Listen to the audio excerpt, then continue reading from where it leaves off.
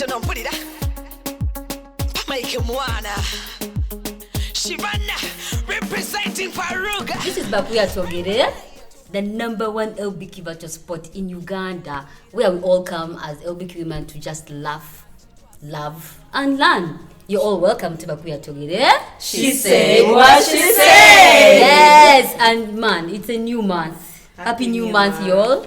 Thank you. Yes, my birthday month. Happy birthday. Happy birthday. Scorpio energy. You look like a monkey. We're so happy to have all of you, but we have guests today, and I'm gonna let them introduce themselves. I'm Amor, the sweet chocolate, The blender, and I am your host for today only.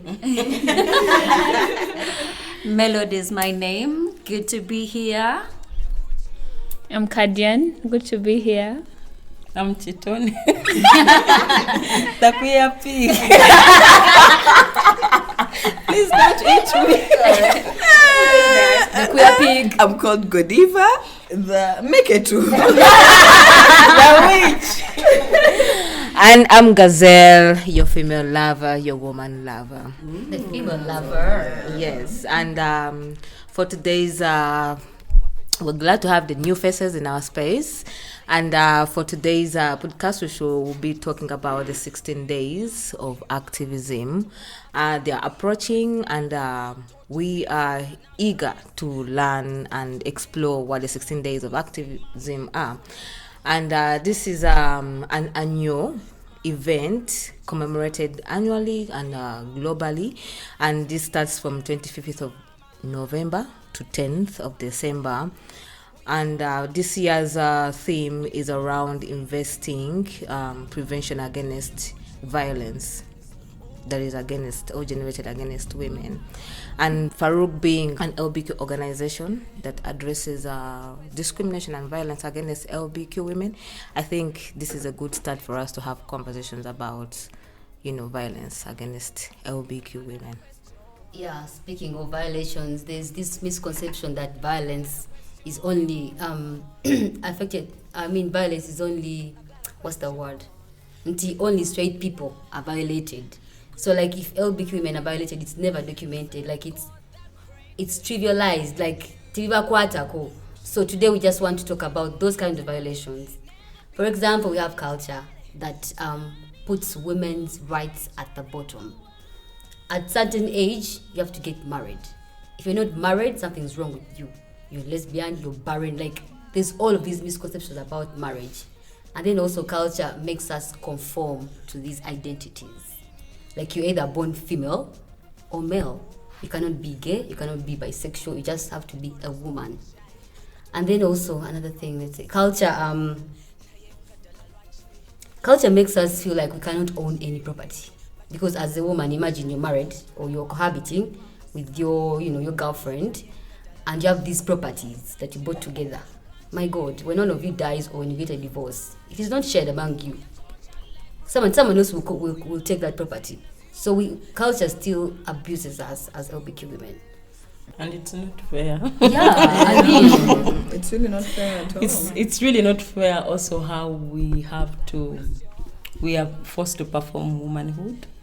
Because so many people try to be like, the moral police, deciding for us how we should present ourselves, how we should wear, making people fail to dress a certain way or do certain things because those things are associated with someone being gay. Now, for instance, how so many women at some point got scared of wearing their hair with dreadlocks because they assume that you are lesbian when you wear dreadlocks. But also defining for us as dresses as the only good representation of what a woman looks like. So for like lesbian women who are more masculine, they face a hard time. They are not usually welcomed in public spaces, in church, at family functions. Sometimes even someone will refuse to give someone a job just because of the way they dress. And then, of course, the bill itself is the highest form of how we are being policed, because they have come for us in every single angle of our lives, in the way we dress, in the way we look, in where we live, how we organize, our families, how we love. Yeah, the kinds of violence that we are subjected to throughout our lives, you understand? And I guess this is also to point out that the 16 days of activism is about violence against women and girls, you understand? So it extends to challenging the kind of violence that we even experience in our childhood. And for LBQ people, we experience a lot of exclusion from society, exclusion from opportunities, things like education. I'm sure there are very many queer women who can talk about the experiences that we had in school, of being beaten up, you know, by teachers, of being severely bullied by our colleagues in school. Many of us were expelled from school, you know, denying you that opportunity to even build a life for yourself. Like that cliche they say of education is the key to success. Guys, you're not giving us the key. You can open the door. But we broke the door anyway. Yeah, and then that kind of like violence of exclusion extends later even to how we access economic opportunities. When you go to access a job, and it's like you have to dress a certain way to be here. If you look too butch, you don't fit within company culture, you know, or you're being sexually harassed in the workplace. You can't work. It's like, why you are lesbian? What if we bought you a nice man? You know, that those are the things that keep us out of spaces, but also cause certain kinds of reactions in us, which make it impossible for us to exist freely in society. Yeah.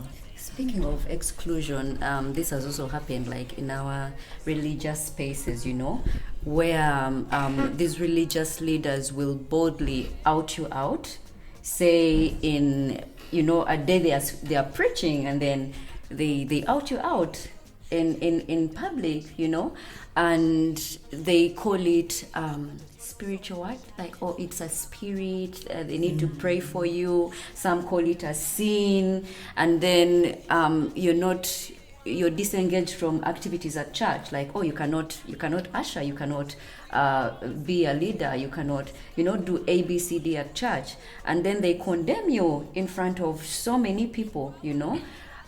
It's so demeaning. Like, what are you saying? What are you doing? You know, if God really created us in his own image, and you preach love every day, why are you the one pointing fingers, you know? So it's really, really a habit that has gone on, and for me it's like triggering. How do you do that to someone every day?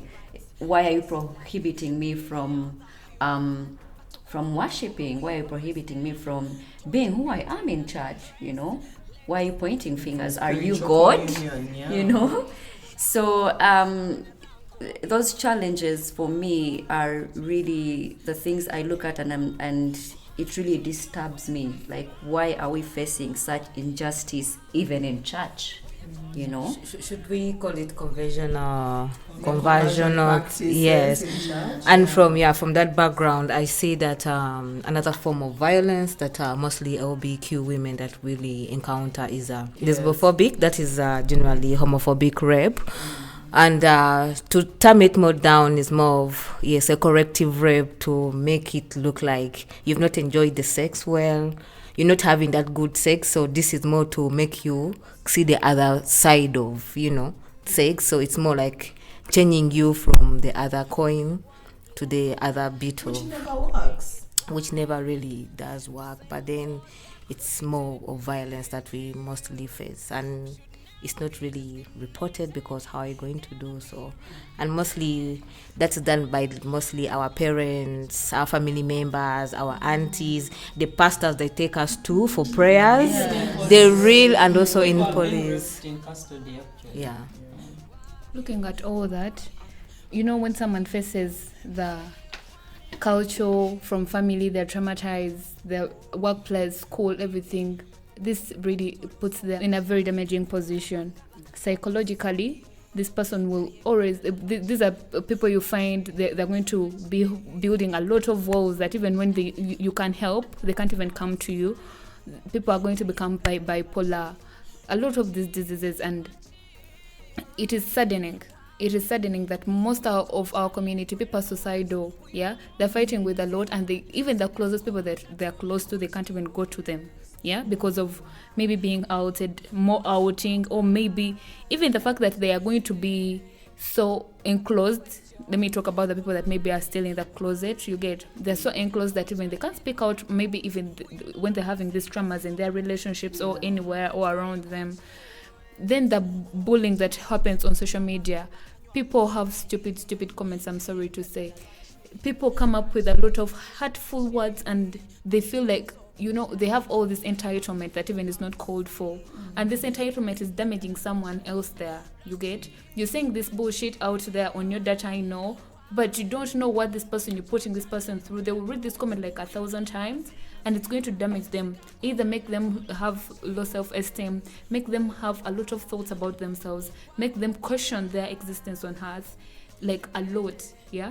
So it's not worth it, I would say. It's not worth all the hate from the religion side, culture. It's not worth it. Yeah. From bloggers. And yes, Fuck it's bloggers. We hate bloggers. But also, that's not even mentioning the violence that we subject ourselves to within our community, right? Because we are human beings, and a lot of times queer people are like extremely traumatized human beings, and so sometimes that violence gets turned inward. So like, for example, when we talk about intimate partner violence, how people get abused within relationships where it's a women loving women relationship, right? And then you find still these instances of domestic violence where someone is controlling, whether it's of your movements, controlling your finances, or even physically abusive, right?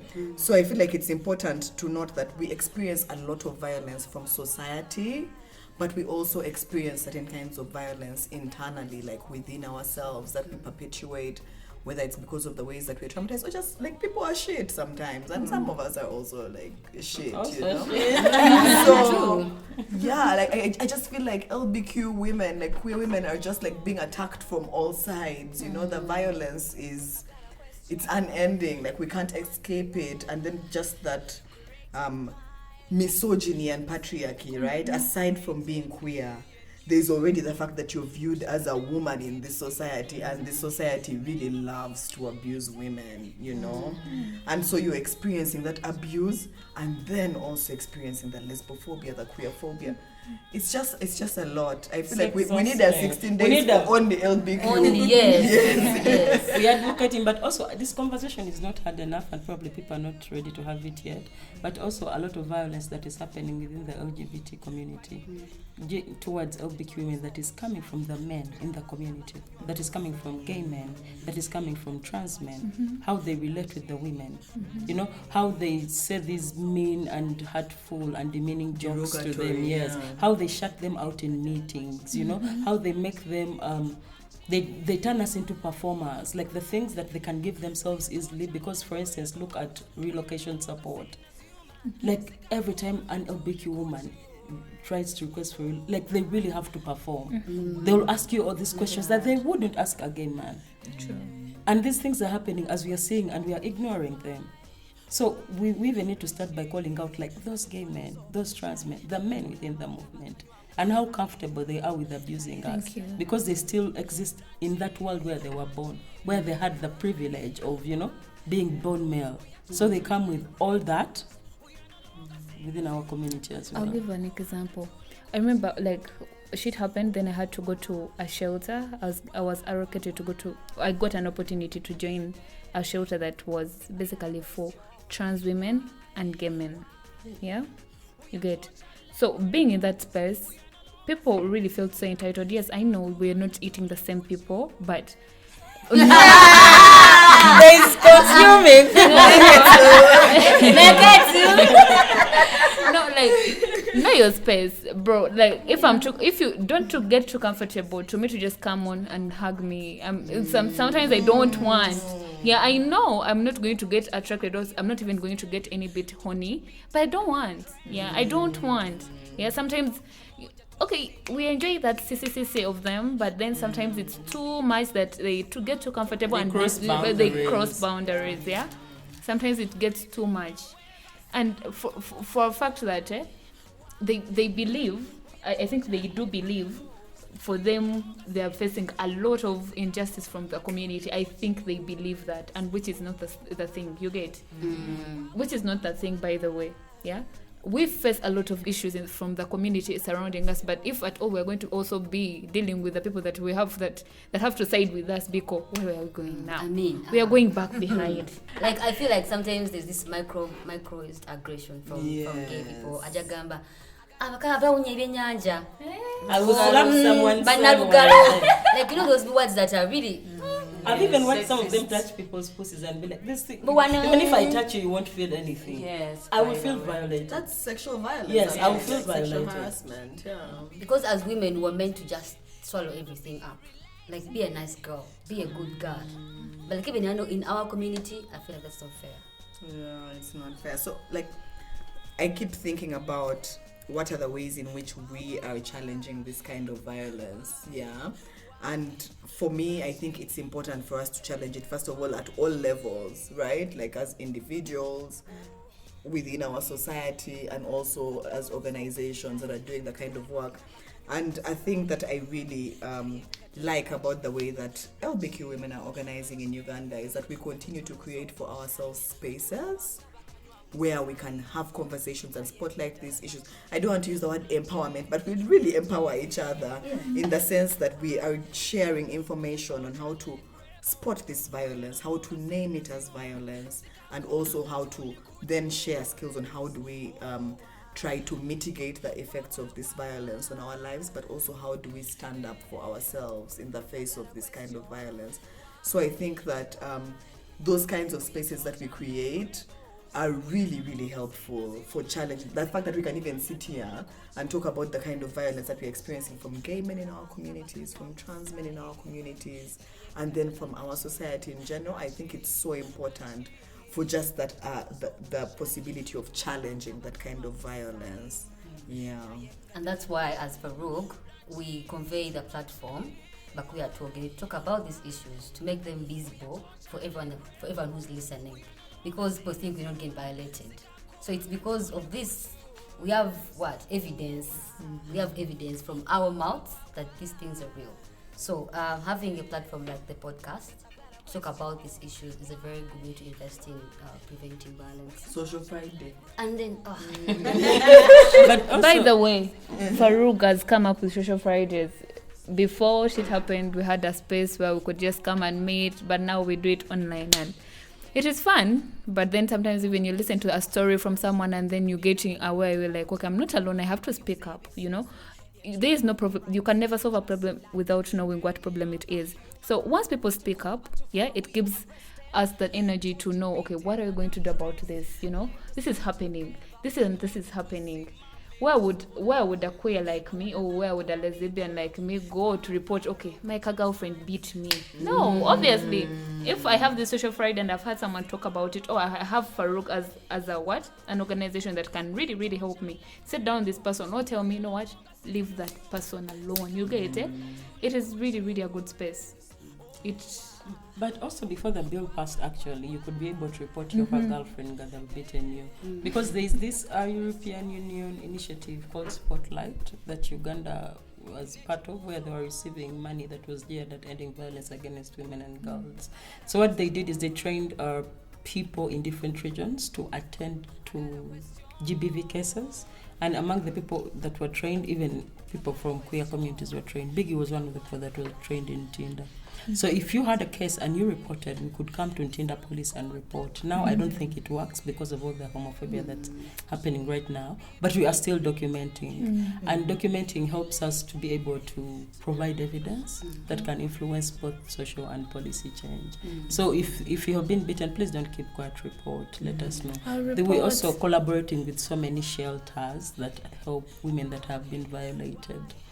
So if you are a woman, a queer woman that's a victim of violence, and one of the reasons it's being hard for you to move out of that relationship is because you have nowhere to go, there are shelters outside LGBT shelters, they're like women's shelters where we can refer you to, and you go there as you sort yourself out. Okay. Yeah, that's what. Okay, I will not allow this woman to But also, I think accountability is important. Like me, I like the fact that God bless me with my loud mouth. Yes. Sometimes you don't keep quiet. Like sometimes violence, I'm not saying that's all we could do, but sometimes violence, you could have stopped it if you spoke. Yeah. So if you see like a gay man touching inappropriately, like call him out. You're like, you son of a, don't you ever, you know? Even if they're doing it to someone, tell them that is wrong. Don't ever do that again. So sometimes it's important to call out.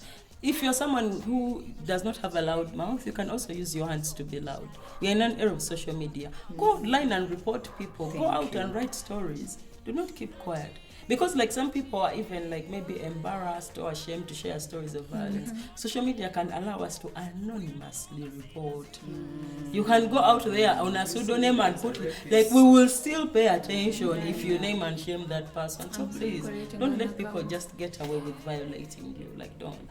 Even if it's your parents. Like for me, one of the hardest things I have done is having to stand up to my parents when they violate me, and that comes from my mom a lot. And because she's like a pastor, she does a lot of praying, but as she's a person that prays and touches. So over a long period of time, when she felt, I think, that I'm ripe enough for marriage, she would then begin praying for marriage, right? So part of the places she would touch when she was praying for marriage, she would touch your hands. I hear this hand has to wear a ring and all those things they say. And at some point, she would touch my stomach, praying for children, and touch my boobs, claiming that like these boobs have to breastfeed children and stuff. So she did it over a period of time. It made me feel so uncomfortable, but then I wasn't ready to have that conversation. And then one day I just snapped.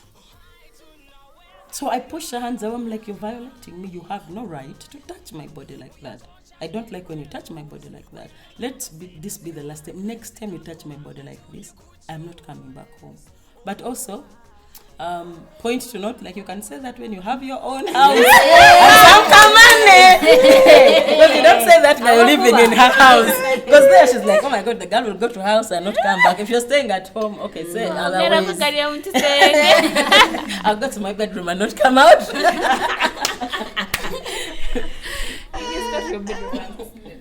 Yes, but as an organization, Farouk has invested in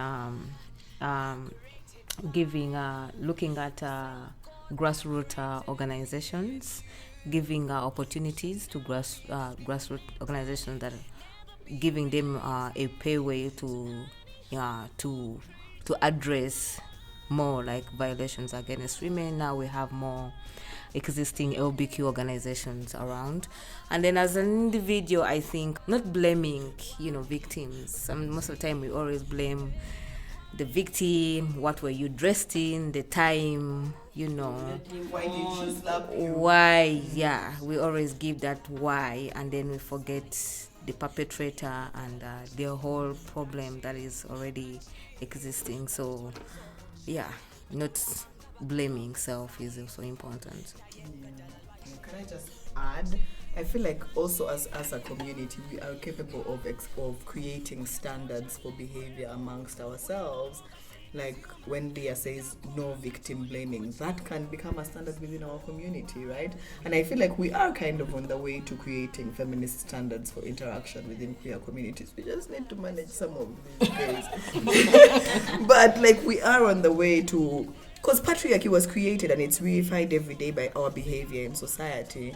And so for me, I firmly believe that we are capable of creating our own rules amongst ourselves where we interact, where we say, what this person is doing is wrong, before you even have to speak up for yourself. It's just all of us really frown at that behavior and it's not acceptable in this space, touching people without their consent, violating your partner and thinking that you'll be welcome to our chilling spaces. You understand? We leave you to sit in the corner until we take away the pot of mara from you. So you have no drink. Yes. So like as an individual, I can always try to interrupt those funny languages. Like if I find someone talking about women in a very sexist way, say something. Though, what in a man? You can say while running. You go and be like, Yeah, that's how I be sometimes. come and touch me. One day in the morning, in the morning, like trying to, I'm in my night, so some chika passes, when I get to life is hard. Odi malaya, oyamba debichi, tunde. I'm like, nigga was like, we shall rap you. And then you're like, I'll rap you to like you. And then with the same threats they do. While I'm running out of So interrupting such nonsense. Yeah. Don't be don't you be be like, hey, abakazi. Speak nice about women. We need to be together. Defend women in Yeah, public. defend women. Even in if they are public. wrong, you be like, Yeah. it was when you're alone, you're like, God, today you know what they did. Name there." one. That's the one thing actually I like about Biggie. Like when it's a fight with the woman, she got the woman. Then she'll be like, Gloria, your mouth will get you. But When we you're stood alone, together. then she's like, what did you do? Who are we fighting? Exactly. I'm on. I got you. Solidarity. Yes, that is the word. That is one thing I do. People think, okay, I'm not saying all. I would say some of the masculine representing women take it too far. Like they really take it too far. People say I'm a hater of studs. I don't hate them, but I'm just against of the bullshit they do. And trust me, at any cost, me if my feminine woman is the one that, even though they're dancing wrong and I saw them or they did something, I'm on their side. Did you see her? Why are you being like this? Did she cheat? Did she Now? I trust me. Even when I know I was there, maybe I was the one that is guarding. I know all the truth and I know why this person maybe has raised. But don't raise your voice to at this woman so much, and yet her voice is so down. On the Is it your child? I know. Everyone has a right to do whatever they want to do. This is one thing that we have to know. That however much we're dating people, we have to really know that that person owns themselves as the same way you own yourself. You get, once they've decided to go out and cheat, if you're not okay with it and you've felt to really sit down on this table and really come to a conclusion that you're not going to forgive this person, it's better if you walk away. Tell this person, you know what, it's done. They're so sweet.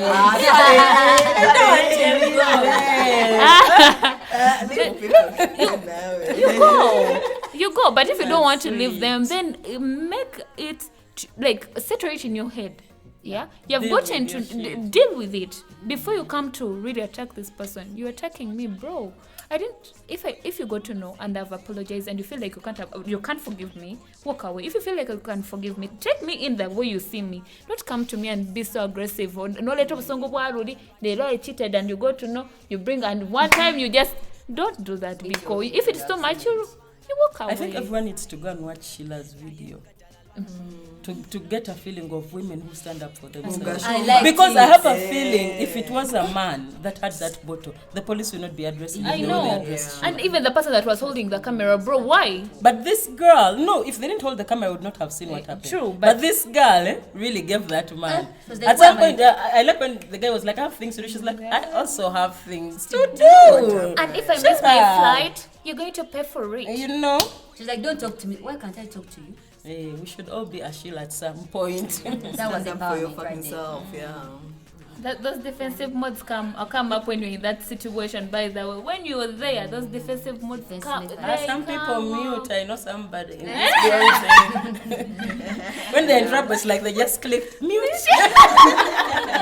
I know. You're like, That's fight or flight freeze response. But it's not Freeze. because you do not want to say something. At times you're just overwhelmed, or at times you are controlling yourself because you do not know what you're going to do to this person. You might end up going to jail for murder. You know. So to avoid these, we've been watching you. You will stop you from murdering. no, we do not want to do things that might, end up taking us somewhere. Putting your fingerprint because you've committed a crime. No. We want to only put fingerprints when we are crossing Borders. jumping Border on planes and doing things like that. For me, I think personally also what I'm actually doing is staying away from these spaces that I feel are getting toxic to me regarding all this. For example, if one day I go to a place and it's speaking everything to do with lesbians, the ABCD, just demoralizing me or what I believe in or what I stand for. Honestly, I don't think I can go back the next time. So I avoid being in spaces like that, and then also I'm trying to educate myself more about the root causes of these injustices so that I can be able to speak up, against it, and also be able to defend myself. Yeah, so practically that's what I'm doing. As an organization, well, I'd love to actually commend Farouk for putting up activities for us. There's so many things we go through, as LBQ women, and to have a space where we can actually relate with people in the same spaces is really a very good thing for us. So setting up activities like Social Fridays and also this podcast, right? You guys, not yet. So it's been amazing. For me, it's been an amazing journey of a lot of growth. And now I can actually speak up. Yeah, I'm one of those people that don't really talk, but once in a while now I can speak. Yes. I think we need to heal, having spaces to heal ourselves from these traumas, because we have a tendency of passing it on to bleeding on to others and just causing more defaults and impacts on psychologically, physically, financially. So I think having spaces to heal ourselves from these traumas is very also important. Yeah, and I think that there are also ways that our societies, our communities, and other even organizations beyond Farouk can be more supportive to all of us in terms of combating violence against LBQ women, right? So for example, I'm thinking about the fact that our society as Ugandans continues to pretend that we don't exist, which is, and I feel like that kind of makes it easier for people to violate us and get away with it, because for example, when we say we experience IPV and we can't go to police because you don't know if you'll go to report, then Bambi, you end up in the cell, or you can't even go and tell your mother that you're having a problem in your relationship. They see you falling apart. Because the time I was falling apart, everyone kept asking me, what is wrong? I can't tell you. So see us. I'm not fine. Yes, our society needs to see us, stop lying. It's stop playing in our faces. You see us and you know that we are human beings and you know that we go through the same things that we go through. So look at us, even when we are in pain, acknowledge it so that we can have better avenues to heal ourselves, but also for our society to look and be maybe we need to save this person from a situation. Yeah. So even beyond the tools that we have as individuals and organizations that are supporting us in particular, I think that our society has a responsibility towards us to protect us from this kind of violence. Also because we are not just violating ourselves within each other.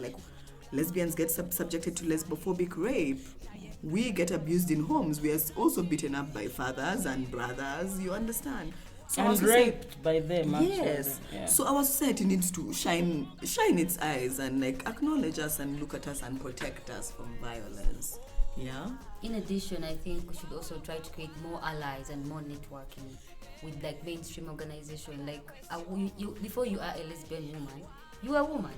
So why would someone think you don't feel the same pain as them because you are a lesbian? So women from mainstream organizations should be aware, should be woke. They should educate themselves about our issues because we're supposed to be working together. Feminist spaces, solidarity. Those things, what? In the words of Godiva over here, educate yourselves about soaking. We are tired. Guys, what exists? Everything that you see that you insult me about is something you could read about and understand. But sometimes people even insult or say things out of ignorance. If you're not sure, Google. If you're not sure, Google. I really, really think that and I think Amor, you mentioned it about these women's organizations that are supposed to be our allies. A lot of the funding for things like prevention of violence against women ends up in these mainstream women's rights organizations and whatever that tend to ignore the issues that lesbians, bisexual, queer women experience.